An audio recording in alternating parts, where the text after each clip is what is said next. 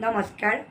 পুতাঞ্জলিৰ তৰফৰ পৰা মই আৰাধনা শৰ্মাই সকলোকে স্বাগতম জনাইছোঁ। আজি আমি পৌৰণিৰ পাতত পঢ়িম কলাগুৰু বিষ্ণুপ্ৰসাদ ৰাভাৰ জীৱনৰ কিছু কথা তেখেতৰ সৃষ্টিৰাজিৰ মাজেৰে।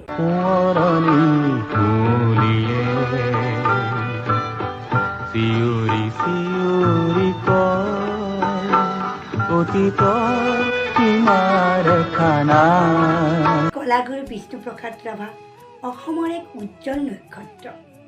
সমাজৰ প্ৰতিটো দিশতেই তেখেতৰ নাম নলৈ নোৱাৰে। তেখেত একেধাৰে কবি, সাহিত্যিক, নাট্যকাৰ, অভিনেতা, সংগীতজ্ঞ, নৃত্যবিদ, চিত্ৰকৰ, খেলুৱৈ আৰু মুক্তি সংগ্ৰামী আছিল।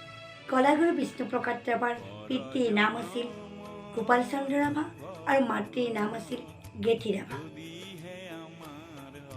পিতৃ চাকৰিৰ সূত্ৰে ঢাকা চহৰত থাকিবলগীয়া হৈছিল। সেই ঢাকা চহৰতে 1909 চনৰ জানুৱাৰী মাহৰ 31 তাৰিখে কলাগুৰু বিষ্ণুপ্ৰসাদ ৰাভাৰ জন্ম হৈছিল। তেখেতে শিক্ষাৰ আৰম্ভণি ঢাকা চহৰতে কৰিছিল যদিও পিতৃৰ অকাল বিয়োগৰ বাবে তেওঁলোকৰ বাসস্থান শোণিতপুৰ, তেতিয়া তেজপুৰলৈ উভতি আহিছিল আৰু তাতেই স্কুলীয়া জীৱনৰ শিক্ষাৰ সাং কৰিছিল। তেখেত অতি মেধাবুদ্ধিৰ ছাত্ৰ আছিল। তেখেতে তেতিয়াৰ এণ্ট্ৰেন্স আৰু এতিয়াৰ মেট্ৰিক পৰীক্ষাত দৰং জিলাৰ ভিতৰতে সৰ্বোচ্চ নম্বৰ পাই উত্তীৰ্ণ হৈছিল আৰু কলেজীয়া শিক্ষা গ্ৰহণ কৰাৰ বাবে কলিকতালৈ গৈছিল। তেখেতৰ দেশৰ প্ৰতিও ভালপোৱা আছিল অগাধ। নিজৰ দেশক ব্ৰিটিছৰ শাসনৰ পৰা মুক্ত কৰিবলৈ কলেজীয়া শিক্ষা গ্ৰহণ কৰি থকা অৱস্থাতেই স্বাধীনতাৰ সংগ্ৰাম কৰিছিল আৰু বিভিন্ন সংগ্ৰামী দলৰ সৈতে তেখেতে গোপনে যোগাযোগো ৰাখিছিল। তেখেতৰ দেশৰ প্ৰতি যেনেদৰে ভালপোৱা আছিল অগাধ, তেনেদৰে তেখেত দুৰ্দান্ত সাহসীও আছিল। নিশা কোচবিহাৰত অৱস্থিত ব্ৰিটিছৰ চৰকাৰী এজেণ্টৰ কাৰ্যালয়ৰ মূধচত থকা ব্ৰিটিছৰ পতাকা আঁতৰাই ভাৰতীয় পতাকা আঁৰি দিয়া ব্যক্তিজনেই হৈছে বিষ্ণুপ্ৰসাদ ৰাভা। সেয়ে তেখেতে কোচবিহাৰ এৰি অসমৰ বিভিন্ন জনগোষ্ঠীৰ মাজত আত্মগোপন কৰি আছিল। তেখেতে বিভিন্ন জনগোষ্ঠীৰ মাজত আত্মগোপন কৰি থাকিবলগীয়া হোৱাত বিভিন্ন জনগোষ্ঠীৰ সংস্কৃতিৰ সৈতে তেখেতৰ পৰিচয় ঘটিছিল আৰু সেই সংস্কৃতিৰ ফলমূল হিচাপে তেখেতে বিভিন্ন সাহিত্য আৰু সংস্কৃতিৰ সৃষ্টি কৰিছিল। বিষ্ণুপ্ৰসাদ ৰাভা এজন সুদক্ষ চিত্ৰকৰ আছিল। মহাপুৰুষ শ্ৰীমন্ত শংকৰদেৱৰ প্ৰথম চিত্ৰ আঁকি উলিওৱা ব্যক্তিজনেই হ'ল বিষ্ণুপ্ৰসাদ ৰাভা। খেলৰ পথাৰখনতো তেখেত আছিল এজন সুদক্ষ খেলুৱৈ। তেখেতে অষ্টম শ্ৰেণীত পঢ়ি থকা অৱস্থাতে ডাঙৰৰ লগত ফুটবল খেলাৰ সুযোগ পাইছিল। কলিকতাত শিক্ষা গ্ৰহণ কৰি থকা অৱস্থাত কলেজীয়া ক্ৰিকেট দলৰ তেওঁ কেপ্টেইন আছিল। তেখেত আছিল এগৰাকী সুদক্ষ অভিনেতা। নিয়মিতভাৱে বাণ থিয়েটাৰত অভিনয় কৰাৰ লগতে চিৰাজ, প্ৰতিধ্বনি আদি বহুতো অসমীয়া কথাছবিত অভিনয় কৰি ৰাইজৰ সমাদৰ বুটলিবলৈ সক্ষম হৈছিল। তেখেত আছিল এগৰাকী সুনিপুণ নৃত্যশিল্পী।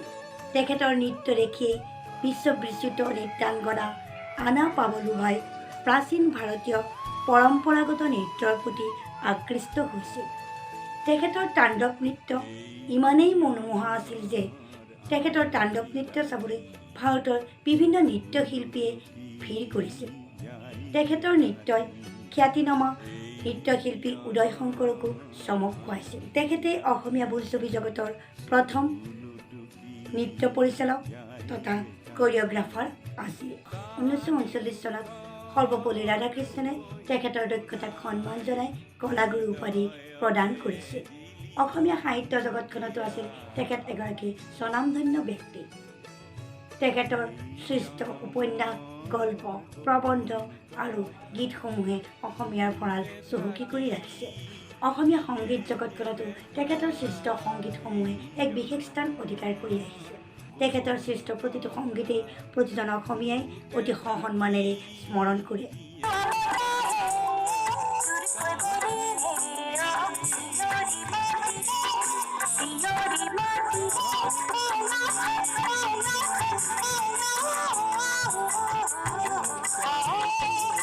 জীৱনৰ শেষকালত তেখেত কৰ্কট ৰোগত আক্ৰান্ত হৈছিল আৰু 1969 চনৰ 20 জুন তাৰিখে তেখেতে ইহলীলা সম্বৰণ কৰিছিল।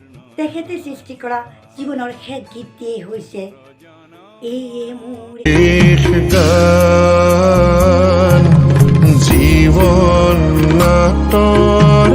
শেষ ৰাগিনী কল্যাণ শৰ্মা আহি বিননিৰে ভাও দিলো নানা বুৱালো অশ্ৰুধাৰ